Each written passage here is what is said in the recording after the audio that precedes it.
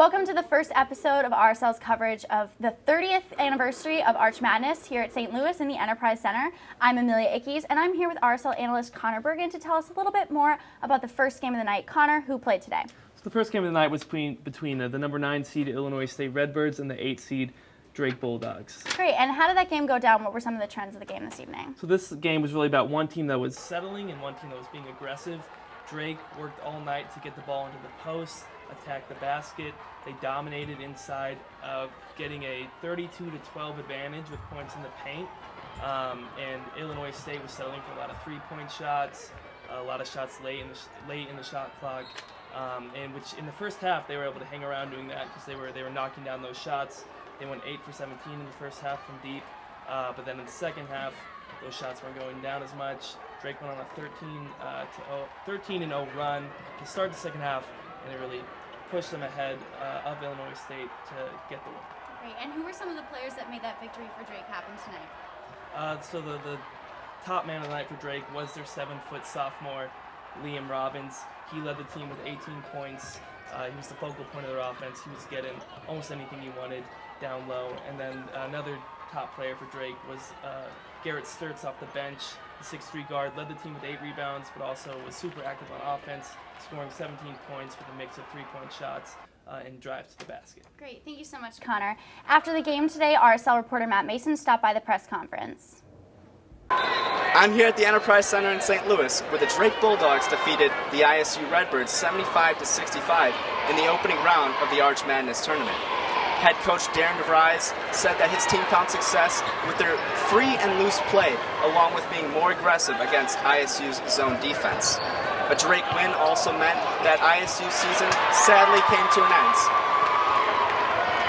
In the game, ISU had 17 turnovers, which really crippled them. When senior guard Zach Copeland was asked what went wrong in the game, he said turnovers. That's really what it came down to.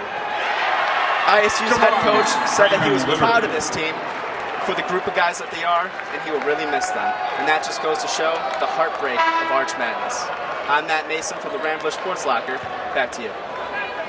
Drake will move on to play the number 1 seed University of Northern Iowa tomorrow afternoon. After that game, there was another game between Evansville and Valparaiso. Evansville this season has had a pretty disappointing conference run, and RSL reporter Matt Mason is back to tell you a little bit about his experience catching up with some of their hardworking and devoted fans. I'm here at the Enterprise Center where Evansville is facing off against Valparaiso right now. We ran into some Evansville superfans, and we had to ask them what it was like when the Aces defeated then number 1 Kentucky Wildcats in the early part of the season. Right after we finished the program, the director ran backstage and he was like, "We just beat UK," and it was crazy. Everybody on campus was freaking out. I got back to campus and I joined in festivities. They didn't stop until 1 a.m. Everybody was partying. It was great time. Dude, it was insane. I was at that game. There were a handful of Evansville fans up in the rafters. We just went nuts. It was the greatest experience that I've ever had at a sporting event in my life. Crazy. Though the Aces season started off with a bang, we asked the superfans what it's been like cheering for a team that's lost every single game in conference play this season. I mean, you gotta have your heart in the game, man. I mean, not every team's gonna be perfect every season, but the players, they're always perfect. Always love the players. And the coach Licklider, oh my God, I'm a super fan of Licklider myself. So this season was a little rocky, especially after losing head coach McCarty. There was a lot of transition and stuff, but I still come out every game because I believe, and I'm really pulling for us to win. Here every year, though. Yeah! Every year. We come to the Arch every year. Yeah. Despite their season struggles, the Evansville fans still have a ton of pride. From the Rambler Sports Locker, I'm Matt Mason. Back to you. I'm joined now by RSL analyst Eric Moran to tell us about the second game of the evening where Evansville faced off against Valparaiso. Eric, how did that game go down tonight? So things started off.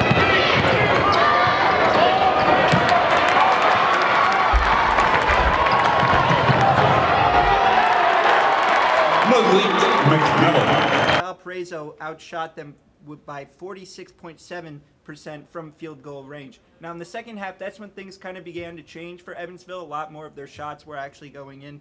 Evansville actually had shot 45.8% from field goal range, while Valpo only shot 44% from field goal range. Unfortunately for Evansville, they were making a big comeback, but then KJ Riley had a chance. He had an opportunity to tie the game, but he missed a free throw, which would have sent the game into overtime. Okay. And who was some of the players on the Valparaiso side that made this one happen tonight? I would say the big player is Donovan Clay. Not only did he have 16 points, but he also had 7 rebounds. He was definitely a big player in kind of preventing Evansville from making that complete comeback. Great. Thank you so much, Eric. RSL reporter Shelby Kluver stopped by the press conference after the game tonight. Here she is. We're here courtside in Enterprise Center after 10th-ranked Evansville remains completely defeated in conference play after falling 58-55 against 7th-ranked Valparaiso. Valparaiso's head coach Matt Lodich started off the press conference by joking his team made history tonight. They didn't score a single three-pointer all game, despite 10 attempts, and it's the first time all year that a Valley Conference team hasn't scored one. It's also the first time in Arch Madness history for a team winning or losing to not score a three-pointer during the game. He said he thought his team was nervous tonight because it's hard to play a game that you're expected to win. But he said they'll play better tomorrow, and this tournament is all about surviving. And freshman Donovan Clay had a big night. With 16 points and 7 rebounds in his first ever Arch Conference game, he said he came in here with a mindset to play hard. The team will play again tomorrow night at 6 p.m. against the Ramblers in the quarterfinal game. For Rambler Sports Locker, I'm Shelby Kluver. Thanks, Shelby. Now, Eric, I know that you also worked on another story here tonight at Arch Madness. Can you tell me a little bit more about that? So I sat down with reporters from the Loyola Phoenix, and they told me about their coverage of Arch Madness. This year, the Loyola Phoenix sent 5 of its reporters to cover Arch Madness. This is the most reporters they've ever had covering the event. We sat down with 2 of the Phoenix's reporters, and they talked to us about their stories and also some of the exciting coverage that they're doing. As a reporter, this is my second time at Arch. Junior Abby Schnappel is the assistant editor for the Phoenix. I went last year and then now I'm here. To her, covering Arch is more than just reporting. So it's kind of the penultimate thing to work towards. As a newspaper reporter, the 4 days are filled with game recaps, feature stories, and press conferences. It's the industry wrapped up into one kind of weekend because you're constantly having to be on your feet, having to go interview someone and then write the story up really quickly. And it's a really nice professional experience. And this year, we have more people this year than we've ever had before. One of those people I've never been to a basketball game. Is Loyola Phoenix managing editor Emily Roska. So I really just like being with the other photographers and the camera people and just being like really up close to the action. To Roska, branching out into sports for a weekend is a great opportunity. Just to be able to do that, to work on writing and photography and just get a feel for the sport and the atmosphere, it's really a great opportunity.